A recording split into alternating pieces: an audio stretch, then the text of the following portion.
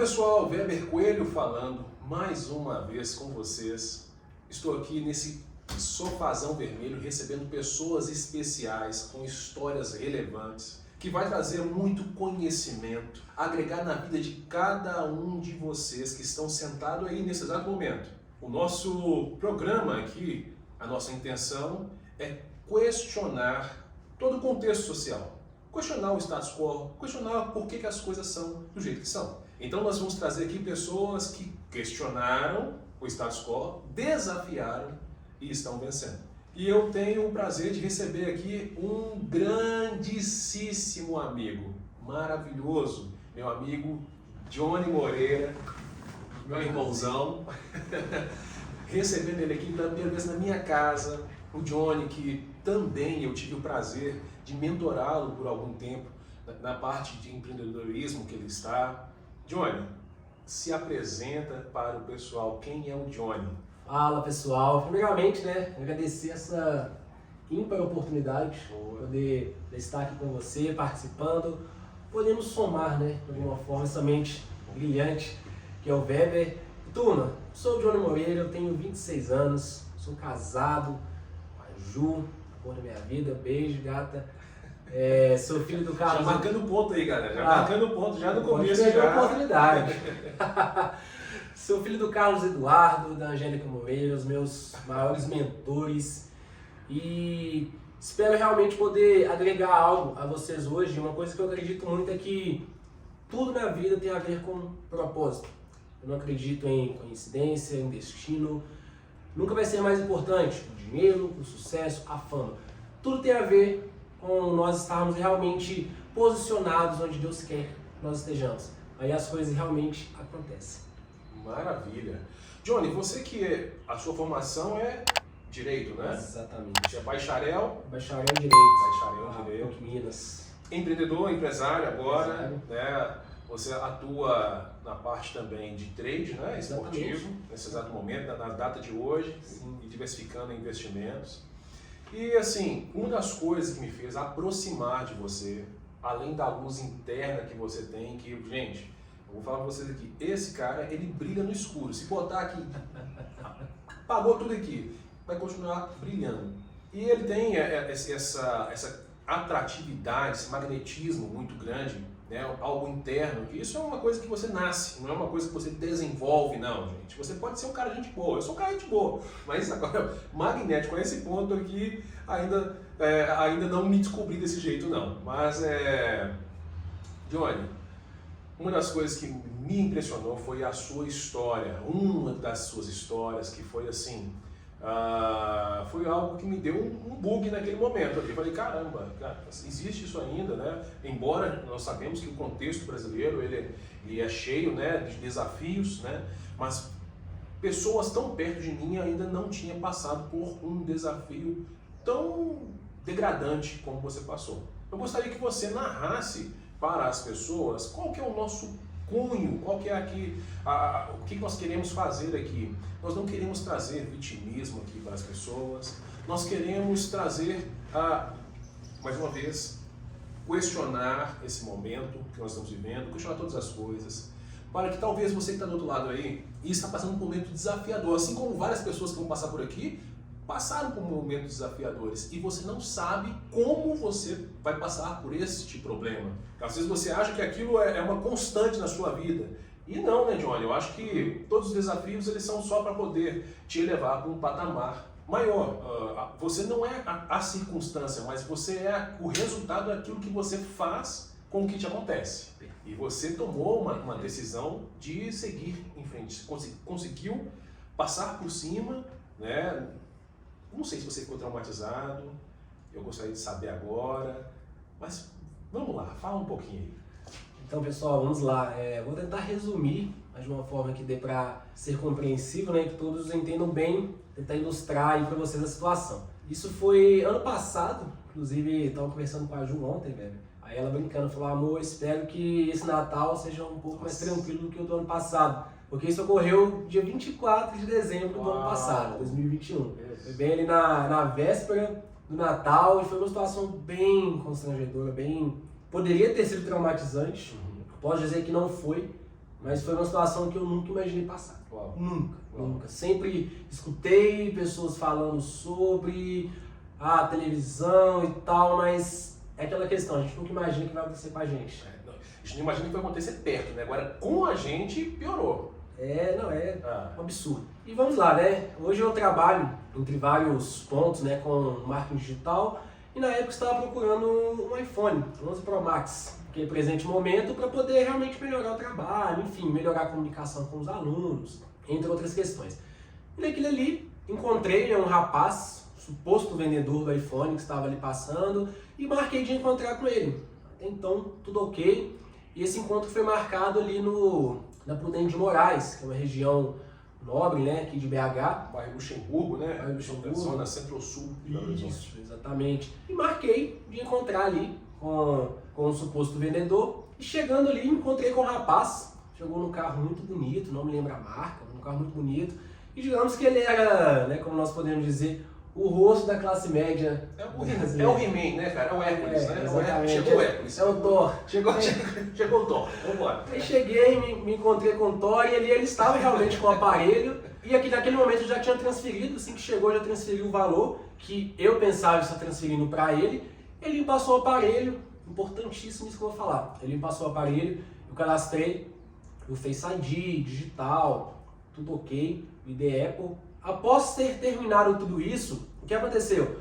A conversa, né, a pessoa com quem eu estava conversando no WhatsApp simplesmente sumiu, apagou o meu número e aconteceu a mesma coisa com ele. Ou seja, nós dois fomos vítimas de um golpe. Tanto eu quanto o Thor, né? Nós dois. E assim... Passaram a perna no Thor. Passaram a perna no Thor, é um perigo, E naquele momento, falei, poxa, fomos vítimas de um golpe. Só que a situação não foi dada dessa forma. Quando ele percebeu que tinha sido vítima de um golpe, de imediato ele já pensou, né? Porque ele viu, esse cara tá querendo me roubar. Esse neguinho tá querendo me passar a perna. E nisso ele já veio de imediato pra cima de mim. E eu, como uma questão de defesa, quando ele veio pra cima de mim, eu empurrei pra longe. E naquele ele começou a gritar. Ladrão, ladrão, tá me roubando. Tá me roubando. E naquele momento surgiram, não sei de onde, apareceu tanta gente. Era uma tarde, pós-almoço do dia 24, ele muito tranquila, apareceram várias pessoas para me segurar. Simplesmente me segurar. Como eram essas pessoas? Elas pareciam com você ou pareciam com o Thor? Pareciam com ele. Era a família do Thor. Era o Olimpo desceu todo. Exatamente. Chegou lá o Hércules, Zeus. Exatamente, a turma toda. Pô. Até apareceu alguém, uma pessoa, na verdade, mais parecida comigo, mas é mais à frente da história. O Wakanda... Tava depois. E naquilo as pessoas me seguraram, o que pra mim já foi uma situação extremamente constrangedora, extremamente chata, né? Certo. E se não bastasse, o rapaz ele simplesmente começou a me bater. Isso. Enquanto eles me seguravam, ele começou a me bater, soco, chute. Enquanto eles me seguravam, e eu escutava algumas pessoas ali falando, pra que fazer isso? Não tem necessidade.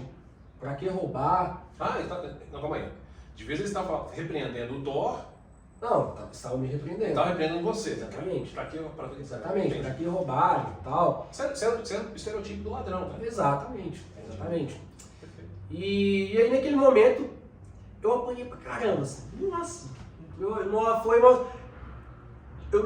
até gaguejo porque só de lembrar da situação é algo assim, extremamente triste. Naquele momento ali, a primeira coisa que eu pensava, eu falava, mano, eu tenho que pelo menos falar com a Ju, primeira coisa.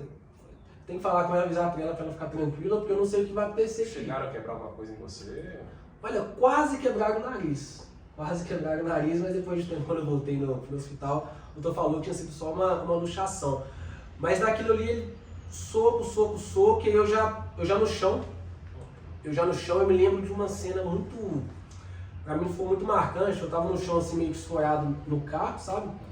Aí um senhor, devia ter mais de seus 60 anos, branco também, enfim. Aí ele chegou pra mim assim e falou, se tivesse decidido trabalhar em vez de roubar, isso não teria acontecido. Isso não estaria acontecendo. Eu me lembro bem, eu já tava meio grog assim, mas eu me lembro bem. E nisso aconteceu uma situação que aí apareceu alguém mais próximo de mim, em relação à aparência. Apareceu um rapaz, não estava vestido como policial, mas disse que era um policial, era negro inclusive, que foi a única pessoa que naquele momento tentou amenizar a situação. Que fez o rapaz, né, parar de me bater e chegou para ele e falou: você não pode fazer isso. Eu não sei o que aconteceu, eu não sei o que está acontecendo, mas você não pode fazer isso. Você não pode fazer justiça com as próprias mãos, eu sou policial, tal, isso não vai acontecer aqui. E de forma muito rápida chegou uma viatura e a situação ela foi se tornando mais constrangedora. A grande realidade é essa, pois quando chegou a viatura, era a minha palavra contra a dele. Era a minha palavra contra a dele, mas contra todas aquelas pessoas que já estavam ali, pois já o veredito já tinha sido dado. Não tinha muito o que ser feito, o veredito já tinha sido dado após os policiais chegarem, isso mesmo. Após os policiais chegarem, estavam conversando com ele e eu afastado, ele veio até mim e simplesmente me deu um chute. O rapaz? O rapaz me deu um chute, né? E nisso pegou no nariz, pegou na sobrancelha, na época tem até, se for aproximar, ainda tem a cicatriz ainda. E aquilo sangrou bastante, né? Essa região normalmente sangra bastante, e sangue para tudo que é lado. E os policiais, a princípio, observando. Os policiais, a princípio, observando, e aí foram várias cenas marcantes, né? No momento, na real. E eu me lembro de uma policial, uma mulher, que estavam junto com eles, ficou extremamente indignada com a situação, enfim, porque eu estava no chão e o cara simplesmente me agrediu novamente. Ela ficou muito brava. Aí os outros policiais simplesmente chegaram e falaram com ela: ó, sai que a gente vai resolver aqui. E aí foi a situação que, assim, vamos falar um pouco de tecnologia, não precisa ser gênio para identificar o que eu vou dizer aqui agora. O rapaz, né, já tinha pegado o iPhone da minha mão, obviamente, eu tinha apanhado pra caramba, eu já tava ali meio que sem saber o que fazer, extremamente machucado, ferido, e aquilo ali eu pensei: mano, vou passar como ladrão, né, vou ser levado, e eu vou fazer o quê? Porque novamente vai ser a palavra dele contra a minha. E naquele momento a única coisa que ficava na minha mente: meu Deus, você passar como ladrão, e a Ju, como vai ficar a situação, como é que eu vou explicar? E eu tentando falar com os policiais: olha, eu tenho aqui a conversa e tal, para mostrar que realmente nós somos vítimas de um golpe, e foi um mal entendido, e naquilo só escutava cala a boca, você tá errado. Só que eles tinham que me levar para algum lugar, né, por causa do ferimento, enfim. E com muito custo, um dos policiais que estavam ali, pegou meu celular, viu a conversa, e viu que, de alguma forma, eu tinha uma certa razão naquilo que eu estava falando, né, que eu não estava inventando. Me levaram pro, não lembro onde foi o hospital no momento, depois de lá me levaram pro João 23, porque possivelmente tinha fraturado o nariz, enfim. E depois daquilo eu fui pra delegacia, que ficava ali no bairro Floresta. Aí quando eu cheguei, ele estava lá, o rapaz.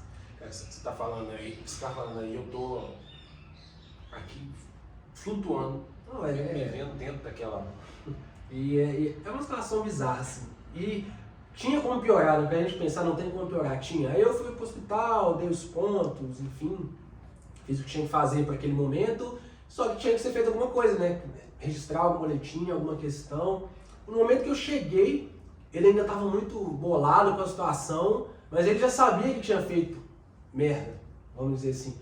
Mas o que me assustou foi que em nenhum momento houve nenhum pedido de desculpa, em nenhum momento houve algum tipo de fala que pudesse expressar que ele se sentia mal por aquilo que tinha acontecido. Em nenhum momento. E eu fiquei feliz, né, como eu falei no início, pra mim tudo tem a ver com o propósito. Pois naquele momento, eu confesso que eu não senti raiva. Eu senti uma certa indignação, mas eu cheguei pra ele e falei: cara, eu te perdoo. Não vou entrar em questão, né, do que você fez. Acho que aí é você com a sua própria consciência, mas eu libero o perdão na sua vida. Não sei o que a gente vai fazer aqui agora, o que vai resolver, depoimento, enfim. Mas eu te perdoo, porque eu sabia, como cristão, eu sabia que eu não poderia me prender naquela situação, por mais horrível que tenha sido. Foi uma situação totalmente degradante, que eu não desejo pra ninguém, nem pro meu pior inimigo. Não desejo aquilo pra ninguém, mas eu liberei perdão sobre a vida dele, mas eu confesso que me assustou muito ele em nenhum momento ter chegado até mim com nada relacionado a perdão, me desculpa pelo acontecido, nada. E outra questão, também é muito relevante. Ele ali dentro da delegacia, quando a gente não conversava, né, com as autoridades para prestar depoimento, ele já começou a fazer algumas ligações, vamos dizer assim, talvez para conhecidos, para pai que talvez tinha alguma condição boa financeira. E nas ligações ele falava, não, que eu fui agredido e me defendi. Nas 3, 4 ligações que ele fez lá, ele sempre falou dessa forma. Eu não questionei, não fui nada contra em relação a isso, mas o que mais me marcou em toda essa situação foi isso. Porque ele fez o que fez e para ele, independente de no final ele ter percebido que eu não estava errado, que eu não estava querendo roubar, ele estava com razão e ponto. Ele estava correto, independente do que qualquer um falasse, ele estava coberto de razão. E o que eu fiz naquele momento foi tentar, mesmo com toda aquela situação, remediar. Porque nisso meus pais já tinham chegado, meu pai, minha mãe. E assim, se eles pai e mãe, né, gente? Não tem como. Se eles ainda não entendiam bem o que tinha acontecido. Para eles a gente tinha brigado no meio da situação e tal. E eu achei melhor naquela situação manter aquilo ali. Eu fui falar com meus pais isso 2, 3 dias depois, até mesmo para a Ju. Eu não queria que eles soubessem exatamente o que tinha acontecido, porque até o meu pai, mas não foi eu que contei, eu falei com a minha esposa acabou falando com eles. Ele ficou extremamente assim, queria resolver aquela situação e... Resolver como? Não tem muito o que falar. Eu tive que chegar pra ele, assim, foi uma situação muito degradante, familiarmente falando, sabe? Meu pai chorou em muitos momentos, minha mãe também, de imaginar, né, o filho passando por aquela situação. E eu falava pra ele, gente, não tem o que fazer, o que foi feito, foi feito.